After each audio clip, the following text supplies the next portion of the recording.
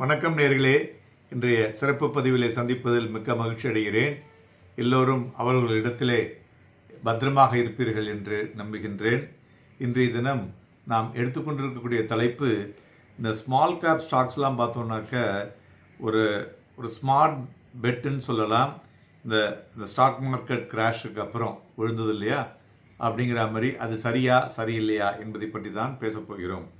அதாவது இந்த ரீசெண்டாக கடந்த காலத்தில் ஒரு ரெண்டு மாதத்தில் விழுந்தது இல்லையா, இதில் பார்த்தோன்னா இந்திய ஸ்டாக் மார்க்கெட் ஒரு நல்ல ஒரு வேல்யூவேஷனை இப்போ நமக்கு வாங்குவதற்கு கொடுத்திருக்கிறதா இல்லையா என்று கேட்டோமேயானால், இது வாங்குவதற்கு உண்டான வேல்யூவேஷனை சந்தைகள் இப்போ நமக்கு கொடுத்துருக்குன்னு சொல்லலாம்.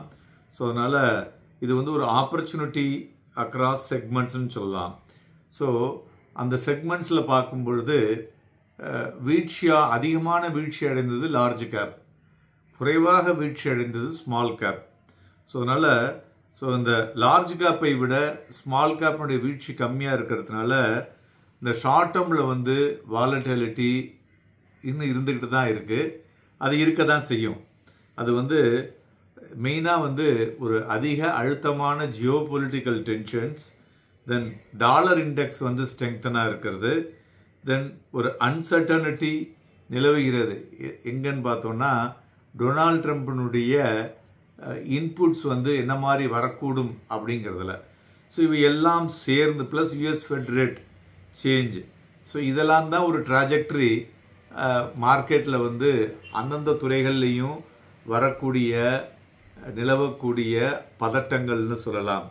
ஸோ இதை எல்லாத்தையும் ஒட்டுமொத்தமாக நம்ம கன்சிடர் பண்ணி இதை மியூச்சுவல் ஃபண்ட்ஸ்காரங்க என்ன சொல்லுவாங்கனாக்கா, பாட்டம் ஃபிஷிங் ஆக்டிவிட்டி அப்படிம்பாங்க.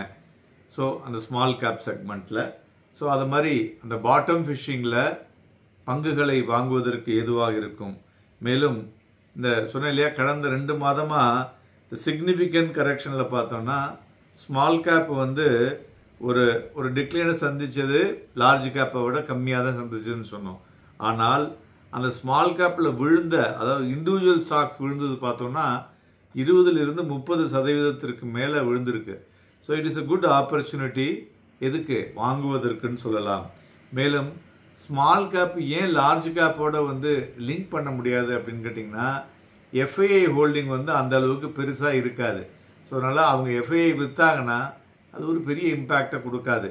Small gap basically based on the results, based on the market input. Suppose கவர்மெண்ட்டினுடைய அனௌன்ஸ்மெண்ட்டுக்கு தகுந்தாற்போல் அதனுடைய ஏற்றங்கள் இருக்கக்கூடும் என்று எதிர்பார்க்கலாம். அதனால் முதலீடு செய்வதிலே நம்மளுடைய இப்போ நம்ம டொமஸ்டிக் கிரெடிட் பாலிசி இருக்கு இல்லையா, அது இப்போ வர இருக்கு. அதனுடைய அவுட்கம் எப்படி இருக்கும் அப்படிங்கிறத பார்த்துட்டு ஸ்மால் கேப்பில் ஸ்லோவாக முதலீடு செய்வதற்கு எதுவாக இருக்கக்கூடும். அது ஒரு நீண்ட கால அடிப்படையில் நல்ல ரிட்டர்னை கொடுக்கக்கூடும் என்றும் எதிர்பார்க்கலாம். நன்றி, வணக்கம்.